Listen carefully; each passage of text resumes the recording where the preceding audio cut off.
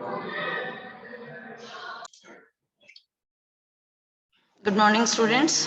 आज हम लोग कक्षा 5 का चैप्टर नंबर 15 पन्ना का त्याग का अध्ययन करेंगे। पन्ना का त्याग, जैसा कि हमारे इतिहास में हमें पता है कि बहुत सारी ऐसी मातृत्व शक्तियां हैं, महिलाएं हैं जिन्होंने हमारे देश के लिए कुछ ना कुछ त्याग किया है। तो उन्हीं में से एक महिला है पन्ना। उनका क्या त्याग रहा था, जो कि हर मुंह पर हमने उनकी कहानी सुनी थी। तो देखो, बूंदेले हर बोलों के मुंह हमने सुनी कहानी थी, खूब लड़ी मर्दानी वह तो झांसी वाली रानी थी। तो ये हमने हमेशा सुना है कि झांसी वाली रानी जो थी वो खूब लड़ी मर्दानी, अर्थात पुरुषों की तरह वह लड़ी थी। और वह कौन थी? वह झांसी वाली रानी थी। तो ये पंक्तियां गुनगुनाता हुआ खूबीलाल घर में आया। खूबीलाल एक यहाँ पर पात्र है जो कि घर में आया, और जैसे ही अपना बस्ता मेज पर रखकर लौटना चाहा तो देखा कि जीजी खिड़की के पास बैठी हुई बड़े ध्यान से कोई पुस्तक पढ़ रही है। इतने में खूबीलाल जो है वो बोलता है कि जीजी जीजी ओ जीजी, हाँ आ गए खूबी। इधर से जीजी का जवाब आता है, हाँ आ गया, तुम तो पढ़ने में इतनी डूब गई थी कि मेरे आने का भी पता नहीं चला। सुनो जीजी, आज हमारी बाल सभा में बड़ा मजा आया। तो वो खूबी बताता है कि जो पुस्तक वो पढ़ रही है तो उसमें इतना डूब गई थी। तो वो बताता है कि आज हमारी बाल सभा में क्या हुआ। बाल सभा मतलब जो जितना विद्यालय में जितने बच्चे होते हैं उनकी एक सभा होती है, जिसमें कि कविता वाचन, गायन वाचन, बहुत सारी ऐसी एक्टिविटीज होती हैं।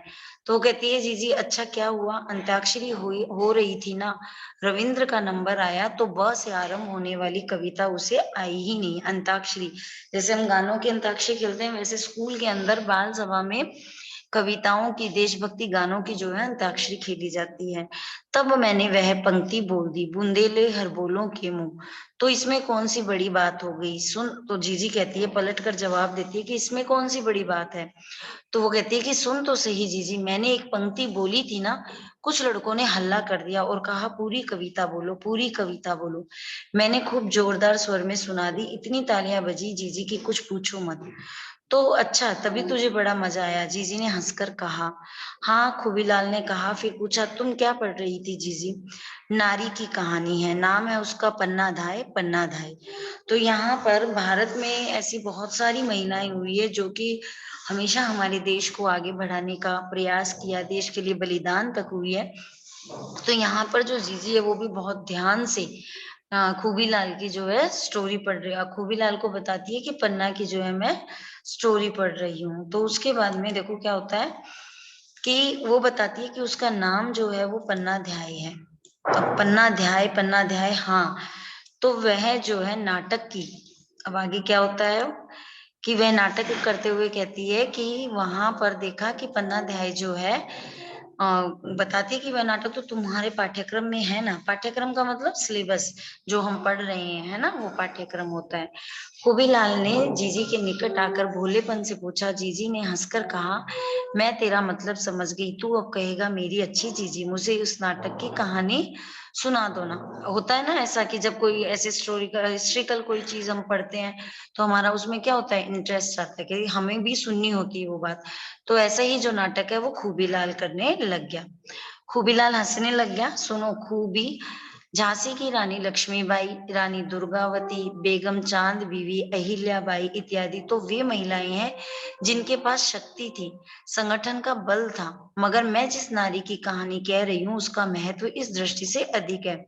तो जिनके पास साधन होते हैं और वो साधन से कार्य करते हैं तो एक अलग बात है, परंतु जिनके पास साधन नहीं है फिर भी वो कुछ ना कुछ अपने देश के लिए करते हैं, तो वो महत्वपूर्ण दृष्टिकोण होता है। तो यहाँ पे बताया कि झांसी की रानी लक्ष्मीबाई, तो उनके पास तो वो तो घराना ही ऐसा था कि शस्त्र अस्त्र को यूज कर सकती थी। रानी दुर्गावती है, बेगम चांद बीबी है, ये सब। परंतु यहाँ पर जो है मैं जिस नारी की कहानी कह रही हूँ उसका महत्व इस दृष्टि से अधिक है कि वह रानी नहीं थी, बेगम नहीं थी, वह एक धाय माँ थी। धाय माँ का मतलब क्या होता है? धाय का मतलब होता है जो किसी भी बच्चे को जो है परिपालन, उसका पालन पोषण करती है। जो कुछ उसने अपने राज्य के लिए, अपने स्वामी के लिए, स्वामी मतलब जो उसके राजा थे, उनके मालिक थे, उनके लिए किया, वैसा संभवतः आज तक दुनिया में कोई नहीं कर पाया है। कल्पना करो भैया कि एक माँ के सामने उसके एकमात्र लाडले बेटे की अत्याचारी द्वारा तलवार से टुकड़े टुकड़े कर दिए जाए तो उस माँ के मन पर क्या बीतेगी। अत्याचारी जो मतलब गलत आदतों में लिप्त होता है, जो अत्याचार करता है, दूसरों पे बुरा व्यवहार करता है, और ऐसा जब होता है कि किसी माँ के सामने उसी बच्चे का तलवार से टुकड़े टुकड़े किए जाए, तो उस माँ पर क्या बीतेगी। क्या ऐसा भी हो सकता है? हम सोच भी नहीं सकते ऐसा हो सकता है, मगर देखिए इस स्टोरी में ऐसा हुआ। हाँ, मगर पन्नाध्याय की कहानी मजबूरी की कहानी नहीं थी, खूबी स्व इच्छा से किए गए त्याग और बलिदान की कहानी थी। स्व इच्छा मतलब अपने मन से उसने त्याग और बलिदान किया था। तो देखो क्या स्टोरी है, सुनो। चित्तौड़गढ़ में महाराणा संग्राम सिंह की मृत्यु के बाद बड़ी अव्यवस्था फैल गई। महाराणा संग्राम सिंह जो है वो चित्तौड़गढ़ के राजा थे, और जब उनकी मृत्यु हो गई तो अव्यवस्था फैल गई, क्योंकि जब राजा नहीं होता तो व्यवस्थित नहीं रहता है। तो उनके बड़े पुत्र भोजराज पहले ही कालग्रस्त हो गए थे। जो राजा के पुत्र थे भोजराज बड़े, वो पहले ही मृत्यु को प्राप्त हो गए थे। कालग्रस्त मतलब उनको जो है मृत्यु हो गई थी, है ना। तो दूसरे पुत्र विक्रम सिंह 14-15 वर्ष के थे, और सबसे छोटे जो थे वे उदय सिंह थे। उदय सिंह कितने साल के थे? केवल 7 और 8 वर्ष के थे, मतलब एकदम छोटे से थे। उदय सिंह की देखभाल पन्ना धाय करती थी। तो यहाँ पे नाम भी जो है वो पन्ना धाय दिया हुआ है। पन्ना उसका नाम था और धाय जो उसकी पालन पोषण करती थी। उसके भी एक पुत्र था चंदन, उदय सिंह जितना ही बड़ा। तो पन्ना धाय के एक पुत्र था चंदन, जो कितना बड़ा था, राजा का पुत्र जो उदय सिंह है उसके बराबर का ही था। महाराणा संग्राम सिंह के निधन के बाद विक्रम सिंह का राज तिलक किया गया। जब महाराणा संग्राम सिंह की मृत्यु हो जाती है, तो उनकी मृत्यु के बाद विक्रम सिंह जो उनका पुत्र होता है उसका राज तिलक किया गया, मतलब उसको राजभार सौंपा गया। मगर एक दासी पुत्र बनवीर उस समय भयंकर षड्यंत्र में लगा हुआ था। उसने छोटे बड़े कर्मचारियों को, पहले क्या होता था राजा महाराजा में जो सैनिक होते थे या अंदर ही अंदर जो है गुप्त बातें ले करके वो कुछ ना कुछ षड्यंत्र रचते रहते थे। तो उस जो बनवीर था दासी पुत्र, उस समय वो भी एक षड्यंत्र रच रहा था। उसे लग रहा था कि अब राजा महाराणा संग्राम सिंह वो तो रहे नहीं है, तो मैं विक्रम सिंह का राज तिलक किया जा रहा है, तो कुछ ना कुछ षड्यंत्र करूं।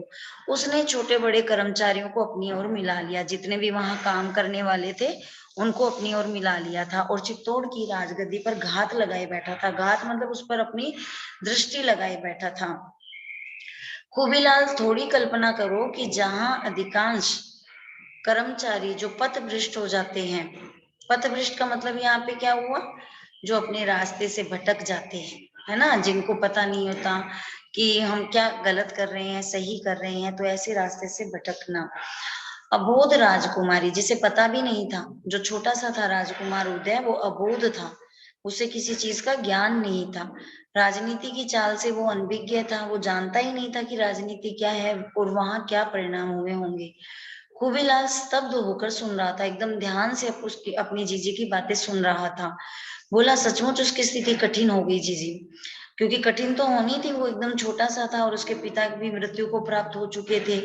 कठिन ही नहीं, खूबी भयंकर रूप से दुर्भाग्यपूर्ण हो गई थी। बहुत बुरी तरह से उसका जो भाग्य है वो दुर्भाग्य की तरफ चला जा रहा था। उस महादुष्ट ने एक चाल चली थी। महादुष्ट जो बनवीर था, नवरात्र में, नवरात्रि जो देवी माँ की नवरात्रि आती है उसमें उसने सारे चित्तौड़ में नाच रंग का आयोजन कराया था। पहले के समय में होता था, राजा होते थे या जो बड़े बड़े मतलब फंक्शंस होते थे उसमें राजा महाराजा नाच गाने करवाते थे। तो ऐसा ही आयोजन जो है नवरात्र में चित्तौड़ में हुआ, और उसमें विशेष रूप से दोनों राजकुमारों को बुलाने की योजना बनाई थी। अच्छा, तो यहाँ पे खूबी ध्यान पूर्वक से अपनी जीजी की जो है बात को सुन रहा था। हाँ, उसकी योजना थी कि नाच रंग में लगी जनता को धोखे में रखकर वह दोनों की हत्या कर देगा, और तब उसका मार्ग निष्कंटक हो जाएगा। निष्कंटक मतलब उसके मार्ग में कोई भी जो है विपत्ति नहीं होगी, कोई भी कांटा नहीं रहेगा। विक्रम सिंह तो उस धोखे में आ गया, मगर उदय सिंह पर पन्ना धाय ढाल बनकर छाई हुई थी, इसलिए वह उस धोखे में नहीं फंसा सका। अब जो पन्ना धाय थी ढाल बनकर मतलब उसको बचा रही थी। बनवीर भी जानता था कि जब तक पन्ना धाय है तब तक उदय सिंह को धोखे से मारना संभव नहीं होगा। उधर पन्ना धाय को पता लग गया था कि नगर व्यापी नाच रंग के बीच हत्याकांड करने वाला है, मगर वह उदय सिंह को लेकर कहीं बाहर भी नहीं जा सकती थी। अगर वह बाहर लेकर जाती तो क्या होता, वो मरवा देता उसको। तो वो ये भी डर रही थी कि उसको बाहर निकल के लेके जाए या नहीं, तो अब जो खुद ही उसको लगता, वो उसके मन में प्रश्न आते हैं, वो कहता है क्यों जीजी? बनवीर के आदमी सब और चौकसी पर थे। चौकसी मतलब सब जगह चौकीदारी कर रहे थे और बाहर निकलना नीरा अपवाद नहीं था, मतलब बाहर निकल ही नहीं सकते थे। महल में उसे छिपाने से कोई भी लाभ नहीं था क्योंकि सभी और बनवीर के भेदिए मौजूद थे। इस भयंकर संकट में पन्नाधाय ने अपने मन में एक ऐसा दृढ़ संकल्प कर लिया था जैसा कोई माँ शायद नहीं कर सकेगी। मतलब जो पन्नाधाय थी, उसने अपने स्वामित्व के प्रति ये दृढ़ संकल्प, पक्का संकल्प कर लिया था जैसा कोई जो खुद की स्वयं की माँ होती है वो भी नहीं कर सकती ऐसा। उसने उदय सिंह को नाच रंग में नहीं जाने दिया था, इसलिए वह रूठ कर रसोई घर में ही सो गया था। कीरत नाम का बारी पन्नाधाय का भगत था। अब वहां पे कीरतनाथ जो सब्जी बेचने के लिए अंदर आता था, तो वो भी पन्नाधाय का भगत था। वह महलों से जूठी पतले इकट्ठी करके ले जाने का काम करता था। जूठी पतले जैसे जब खाना खा लेते हैं, सब्जी वब्जी बचती है, वो सारा लेके जाता था। पन्नाधाय ने उसे सिसोदिया वंश की आन बचाने के लिए काम सौंपा। अब सिसोदिया वंश का ही पुत्र था, तो पन्नाधाय ने उसे कहा कि अब इसकी आन और शान हमें बचानी है, तो वो काम सौंपा और वह अपने टोकरे में उदय सिंह को छिपाकर चित्तौड़ के किले से बाहर पहुंचा दे और पन्नाधाय के वहां आने तक उसकी रक्षा करे। कीरत बारी बात और धर्म का धनी था। वह अपनी बात और अपने धर्म का, मतलब अपने धर्म के प्रति उसने कभी अन्याय नहीं किया, हमेशा उसका धनी रहा। उधर कीरत गया और इधर पन्नाधाय का एकमात्र बेटा चंदन तमाशा देखकर लौटा। वह माँ से राजकुमार उदय सिंह के बारे में पूछता रहा क्योंकि वे दोनों प्राय साथ साथ ही खाना खाते थे, परंतु माँ ने हाँ हूं करते हुए उस उदय सिंह के शयन कक्ष में ही लाकर खाना खिलाया। तो प्यार किया और फिर उदय सिंह के पलंग पर ही उसे बिठाकर किसी गहरी चिंता की छाया में डूबे डूबे कई अच्छी अच्छी कहानियां सुनाई। तो अब उसने पहले से ये एक प्लान बना लिया था कि अब जो है, अगर मेरे पुत्र की, उदय सिंह की जगह राजा के पुत्र से डेथ हो जाती तो कोई दिक्कत नहीं। वो इतनी बलिदान मतलब देने वाली थी, माँ की ममता की छाती पर पत्थर रखकर वह सब कुछ कर रही थी। उसे पता था कि जब वो आएगा सेनापति तो मेरे बच्चे को मार देगा, परंतु वह ममता की छाती पर पत्थर रखकर सब कुछ सह रही थी, जो दुनिया की कोई भी माँ कभी नहीं कर सकती कि अपने बच्चे के प्राण देकर किसी दूसरे बच्चे को बचाए। परंतु पन्नाध्याय इसीलिए वो इतिहास में जो है आज भी अमर है। राज्य की रक्षा पर, राजवंश की रक्षा पर, चित्तौड़ के गौरव की रक्षा पर, सत्य और निष्ठा की रक्षा पर आज माँ की ममता की कठोर परीक्षा थी। अगर वो ऐसा नहीं करती तो राज्य की रक्षा, राजवंश की रक्षा, चित्तौड़ के गौरव की रक्षा पर एक लांछन लग जाता। और इसी सत्य निष्ठा की रक्षा पर माँ की ममता जो है वो कठोर परीक्षा थी। अबोध चंदन माँ के दुलार की छाया में शीघ्र ही निद्रा मग्न हो गया, नींद में चला गया, सो गया। ऐसी नींद सो गया कि उस नींद का सवेरा आज तक नहीं हुआ। थोड़ी देर में क्या हुआ, जब चंदन सो गया था तो थोड़ी देर में षड्यंत्री हत्यारा, जिसने पहले से ही मतलब प्लान बना रखा था, षड्यंत्र बना रखा था, तो बनवीर जो हत्यारा था विक्रम सिंह की खून से रंगी तलवार लेकर उदय सिंह के कक्ष में घुसा। अब उसे लगा कि यहाँ पर उदय सिंह सो रहा है और इसको मार दिया जाए, परंतु पन्ना से कड़क कर उसे धिकारा फटकारा, मगर राज्य के नशे में पागल उस दुष्ट ने अट्टहास करते हुए कहा, मतलब जोर से बोलते हुए कहा, पन्ना आज भवानी मुझ पर प्रसन्न है, देख इस तलवार की धार पर सिसोदिया वंश के दोनों सपूतों का खून अब एक होने वाला है। आज तू उदय सिंह को मेरे हाथ से नहीं बचा सकेगी। तो यहाँ पे वो घमंड में पागल था, उसे ये नहीं पता था कि पन्नाधाय क्या करने वाली है।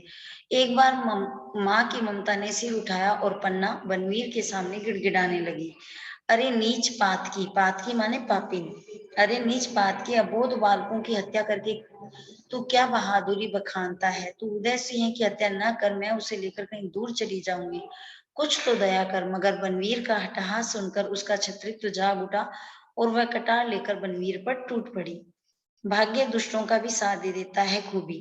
अब बड़े जो उसकी दीदी थी, उसकी जीजी थी, वो बड़े दुख के साथ में कहती है कि भाग्य जो है वो कभी कभी दुष्टों का भी साथ दे देता है। बनवीर की बाह में ही कटार का वार कर बैठी और क्रोध से फुंकारते हुए, गुस्से से मतलब फुंकार मारते हुए, जैसे एक सांप फुंकार मारता है गुस्से में, वैसे वो क्रोध से फुंकारी और उसे पलंग पर सोए बच्चे पर तलवार चला दी। पलंग पर से चीखते ही नहीं उठी, माँ के कलेजे को भेद कर जो चीख उठी वह आज भी चित्तौड़ के खंडहरों में गूंज रही होगी। माँ के मीठे दुलार में सोया हुआ चंदन आज तक भी उस दुलार की छाया में सोया हुआ होगा खूबी। तो यहाँ पर बड़ी दुख वाली बात होती है कि माँ जो है अपने बच्चे को मार करके अपने स्वामित्व को, अपने स्वामी के राज्य को बचाती है। जीजी आगे कुछ कह नहीं सकी, उसका गला भर आया था, आंखों से आंसू झर रहे थे। खूबीलाल की आंखें भी तर हो गई थी, उसकी भी आंखों में पानी आ गया था। तो वास्तव में इस पाठ को पढ़कर हमें लगता है कि भारत की जो महिलाएं हैं वो कभी भी अपने देश के लिए, अपने देश के बलिदान के लिए पीछे नहीं रही है। परंतु कुछ महिलाएं ऐसी हैं जिनको साधन न मिलते हुए भी उन्होंने अपने राज्य के लिए बहुत कुछ किया, जैसे कि उदाहरण के तौर पर पन्ना धाय। तो पन्ना धाय ने अपने पुत्र की मृत्यु को प्राप्त करवा के राजा के राज्य के स्वामित्व को बचाकर रखा। तो इस प्रकार से ये जो भारत की महिलाएं हैं वो धन्य है। तो आपको समझ में आ गया होगा। अब आप लोग इसको एक बार फिर दोबारा से पढ़िए और कुछ और इससे जो रिलेटेड कहानी है वो अपने कॉपी में या जब कोई भी फंक्शन होता है तो उसमें आप सुनाइए। ओके, धन्यवाद।